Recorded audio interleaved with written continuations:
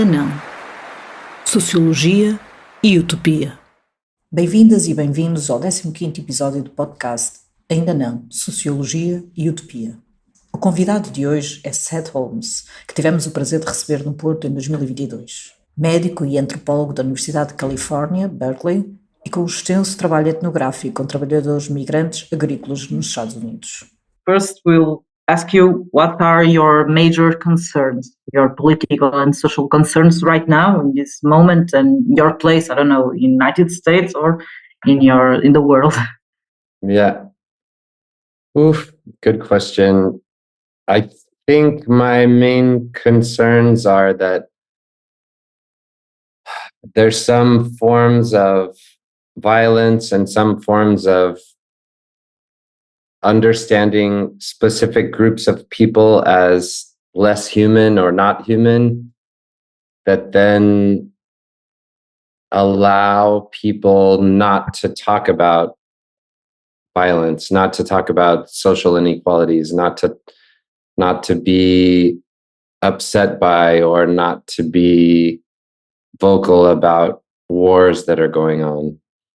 I think the main thing that concerns me is that there are wars, there is extreme violence, there's growing and extreme social inequalities. And, we know statistically, for example, on one side, that within all societies, the life expectancy of people who are homeless is roughly half the life expectancy of people who are housed. We also know that there are wars going on in multiple parts of the world. Palestine, Israel is one, but I know of 4 more, and I bet there are others that I don't know about. And yet in the midst of these different forms of violence and inequalities that we know harm people, there isn't enough political will or collective social will to speak out and say enough is enough, this isn't okay, this has to change. So there is some collective will, and that gives me hope. But my main concern is the partial invisibilization or the partial silencing of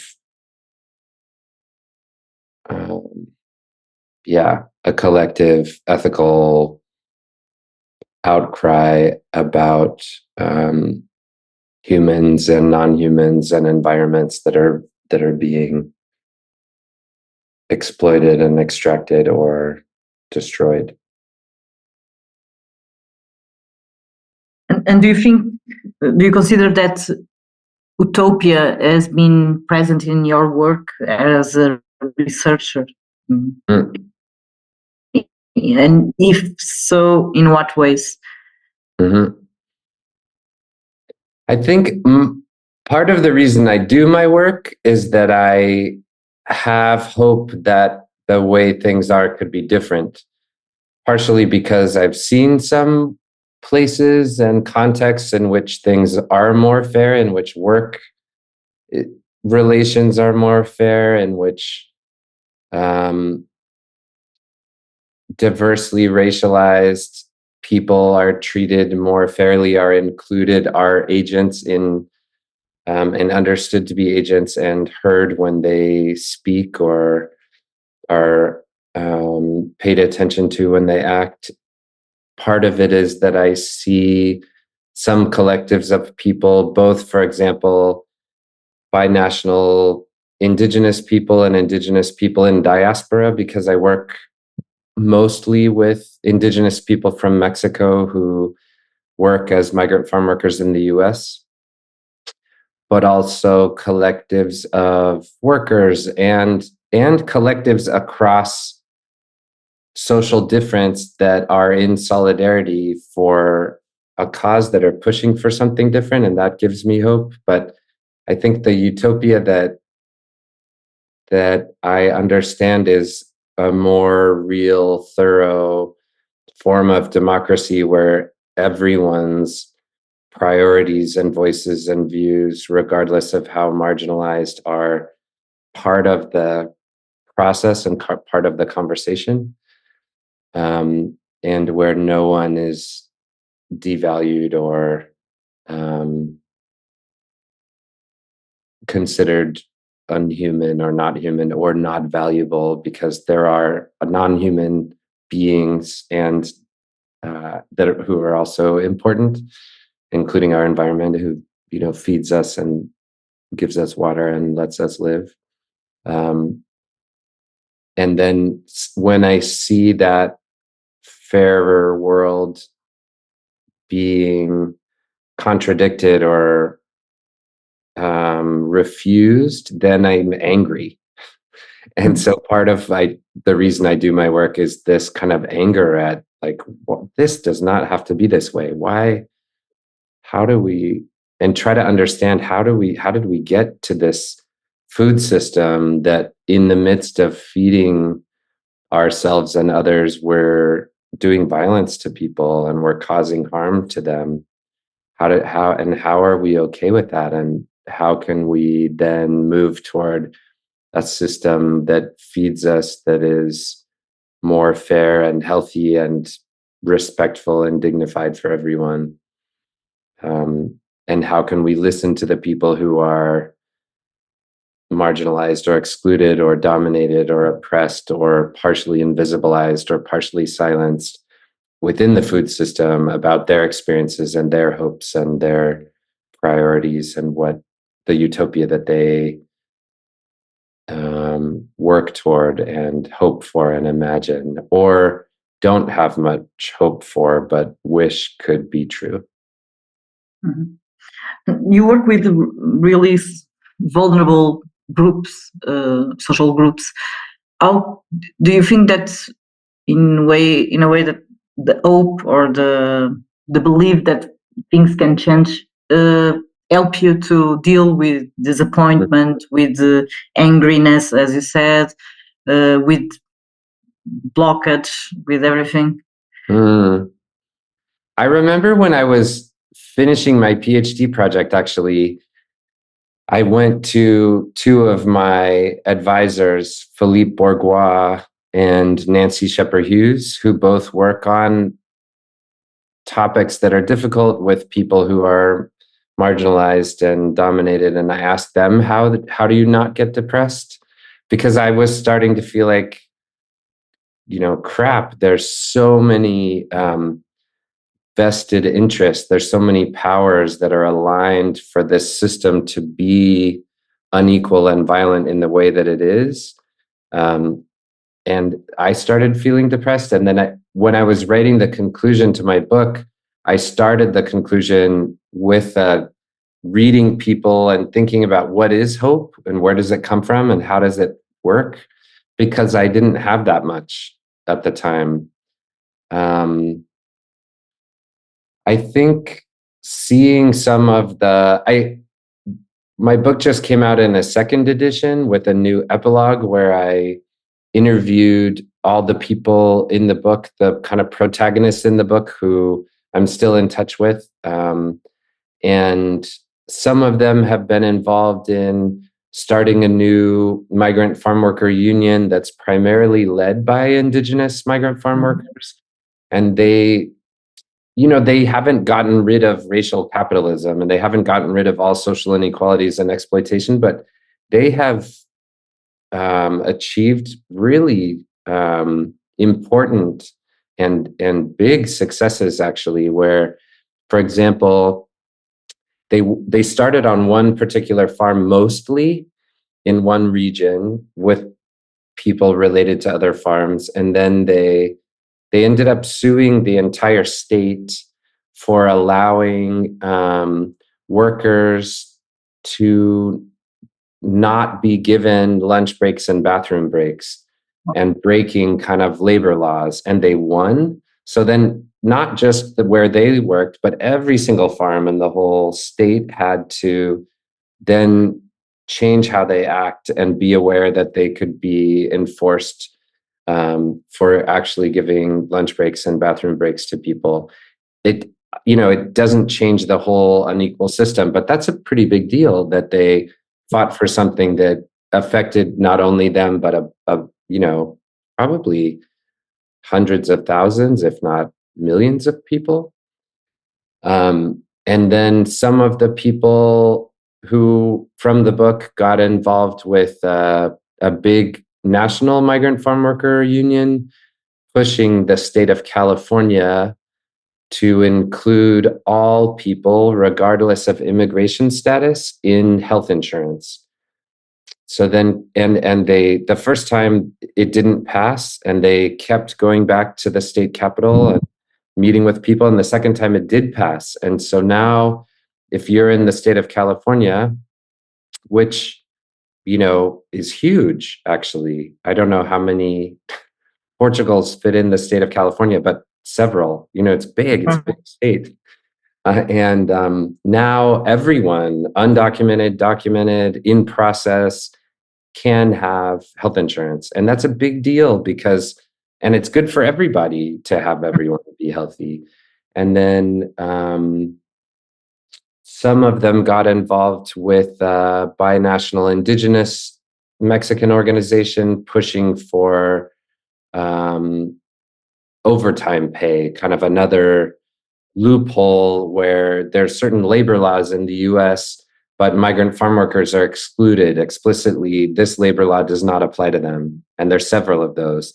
So one of those is being paid overtime if you work more than 40 hours a week in a job where you're paid per hour. So, and the first time that did not pass, and the second time it did. So I've also I stay in touch with those people, and I care about them and they care about me. And I'm kind of moved by that sometimes I'll get a message on WhatsApp or something from one of the migrant farm worker families, or one of the migrant farm workers or their kids, just asking how I am. How are you doing? How are your parents? And that human interaction is a part of what maybe J.K. Gibson Graham might encourage us to be involved in, these other forms of interacting that are not capitalist transactional interactions, so that our way of understanding who we are and what it means to be human can be more than transactional and can be something else. And then part of the way I do my work is listening to the people I work with and seeing what they're doing and being inspired by them, and trying to follow their lead how I can about what's important to them, kind of what they hope will change. So I hope that answers your question. Yes, a lot, because I was really touched with your talk when you came to Portugal, and I was wondering how can researchers handle with that, because you're in the field, you're not just in in the office seeing graphs or numbers about the diseases of the people or other stuff. Right. So actually, tomorrow I go to Madeira, where most of the migrant farm worker families live, and I'll be living with one of the families for the next days and kind of catching up. And we worked on a film together that the second generation made about their families, and now we're talking about whether we want to work on another project that's related to the second generation and how they kind of navigate all the inequalities and what they hope for in the future and what challenges they come up against and what strengths they and their families and communities kind of provide to help navigate it. So, yeah, I'm go ahead. No, well, just asking, because you were talking about their hope about the future, and I would like for you to tell me, what are your hopes for the future? If you could design the perfect society, at least not in a big scale, but in your scale, in your world, what will be the priorities? What will be the biggest changes that you would like to happen? That's a good question. I think on one hand, it seems like there are two levels on which, I mean, at least, but two levels I can think of on which change needs to happen. One is kind of the material, structural level. Like everyone needs some kind of housing if they want it, everyone needs somewhere to be. Everyone needs some protection from the elements if they want that, and protection from kind of other violence and insecurity in different ways, including violence and insecurity from the police and the state sometimes, or regularly or often. And wars need to stop, and colonialism needs to stop. I mean, I've been also grateful and honored to start working with some health professionals in Western Sahara, and I've been learning more about Western Sahara's history with colonialism and contemporary experiences of colonialism. And several years ago, I didn't know about that at all. And so I'm moved by them, and they inspire me at the same time that I'm a little depressed that there's another form of dehumanization and violence going on that I didn't know about. So there's one level that's kind of the structural level. And then the other level is the level of kind of the meanings that are attached to different groups of people, and the meanings that are attached to different categories of people, who's understood to be trustworthy and who's not trustworthy, and who deserves being listened to and being cared for, and who doesn't, and who is human and who's not quite human, and who is an agent whose statements count as statements from a person, and whose statements don't count because they are considered not a subject but abject, or they're considered crazy or something. And on that level, that's kind of where I have this belief in some, or hope for some real deep form of democracy, where the demos, the collective across difference, can have solidarity and work through differences and listen to the people who are, especially pay attention to and listen to the people who are more dominated, are more marginalized, don't have housing, are being attacked. Or so those two levels are really important. And I have hope that my work is engaging in this level mostly, and like trying to challenge the way people are categorized and what meanings they hold, and trying to share words and statements and stories and experiences from people who want them shared, and sharing them with them, or supporting them sharing them, or bringing them myself to places if that's what they want. And the other side, the structural side, is also really important, and getting involved with social movements that are pushing for housing or ceasefire, or the king of Morocco, who is part of keeping the colonialism in Western Sahara active, not to be the head of human rights for the United Nations, because how can you be the head of human rights if you are actively engaged in oppressive colonialism, etc.? So, but those are the two levels I think of. And I've reread, I don't know if how much they're read in Portugal, but the Combahee River Collective.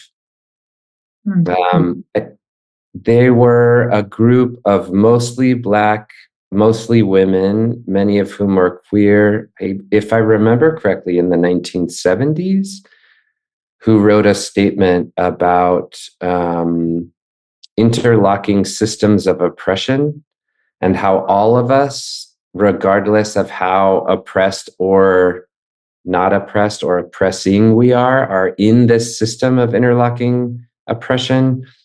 And this kind of call for anyone coming from their own social position within those structures, coming to recognize these interlocking systems of oppression and be in solidarity to undo those systems of oppression.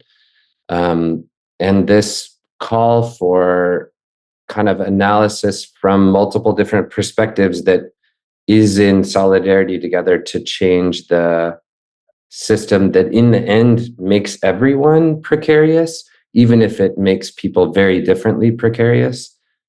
We know from epidemiology that the more unequal a society is, the worse the health of even the rich people is. The health of the poorer people is worse, and the unhoused people, but the more inequality there is, even the well-off people are worse off, and they would be better off if they were less rich and there was more equality and equity. Yeah, we can think about other, thinkers who've said related things in different ways, like Paulo Freire. But I've been thinking some with the Combahee River Collective statement and some of the people who, Kianga Yamada Taylor, who follows up from them in this call for solidarity across difference that is both about who's included in decisions, but also really about material and structural things, who has access to food and healthcare and health and housing and not being bombed. And that's really important. I think right now for me and a lot of people I know, I think and my mom, for example, right now is a hard time to be hopeful. Mm-hmm. Yeah. That's been true at different times through my life, but it feels especially, dark right now in that way. And so sometimes I have to engage with other people to say something or write something that's challenging some of the dehumanization or the domination that's happening of people or environments. And then sometimes I need to go to a demonstration that says, a demonstration, for example, I'm also a medical doctor as well as a social anthropologist. So sometimes I need to go to a demonstration with a bunch of medical doctors and medical students and nurses and say, it's not okay to bomb hospitals. Mm-hmm. Yeah. That's not okay. Or go with a group of professors and teachers and say, it's not okay to bomb schools. You don't get to do that. Not that it's okay to bomb other things, but from that particular social position to say, look, I know something about hospitals and what they do and what they're important for, and this is not okay. And sometimes being around those other people gives me hope that otherwise, sometimes if I'm just thinking about it on my own, it's not so hopeful. Yes. I also was going to say this might be weirdly American version of disclosure or something, but in my family, sometimes we share kind of a list of things we're grateful for, and then we share a list of things we're not grateful for. And the idea is that over time, the intention is that over time, it helps you move more towards things you're grateful for and away from things you're not grateful for, just because you keep mentioning some things that's on the same list. And it's been interesting for me that I don't think I somehow didn't understand or foresee how personal and human being an ethnographer is. Because when I do that list of things I'm grateful for, a lot of the migrant farm workers I work with are on that list. Not because I'm grateful they give me information and help me write an article, but because they care about me, like as a human. Mhm. I remember there was this one for the last 10 years or something, when I give a talk about my work with migrant farm workers, if it's possible, anywhere in California, Oregon, Washington, Nevada, or sometimes other places, if it's possible, virtually or whatever, I ask the university or the conference to invite one of the migrant farm worker families also to come with me. And so either we give a presentation together, or I give my normal presentation, and then they get to kind of comment on it and also answer questions afterwards. And in one of those, it was several years ago now, one of the people in the audience asked, a student, I think, asked the person in the book whose name is Samuel. They asked Samuel, what did you think about Seth when you first met him? And I'd asked that question, but I'm me. And so they probably answer a little bit differently to me. So what they said to this person, which I had never heard, was, we were living in this labor camp with our families, and he was living alone in the labor camp, and he was lonely, and we reached out to care for him.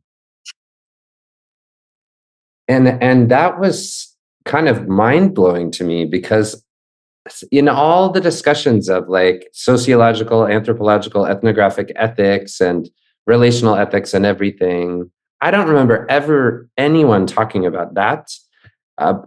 It may have happened and I missed it, and sorry if I did, but we talk a lot about ourselves as the agents and that our actions, but we don't always talk about how sometimes ethnography happens because the people around us are human, and they see that we're human, and they see that we're vulnerable, and they know that they're vulnerable, and they reach out, and that's also touching.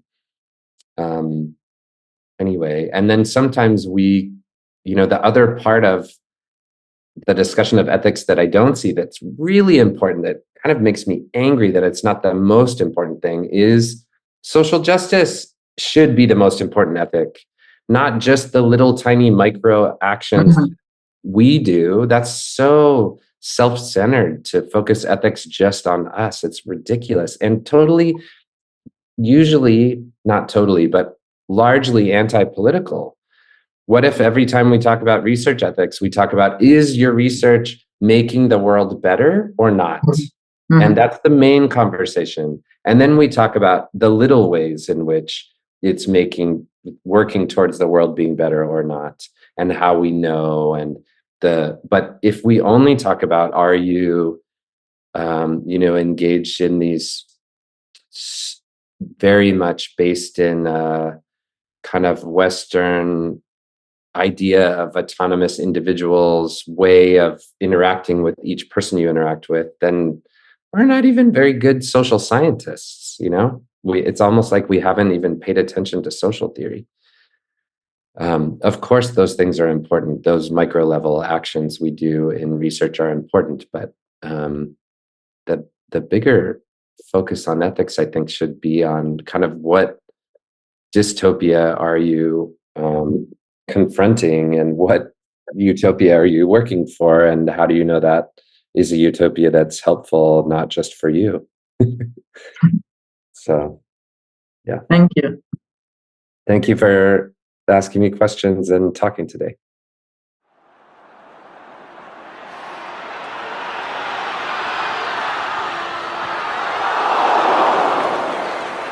Ainda não. Sociologia e Utopia.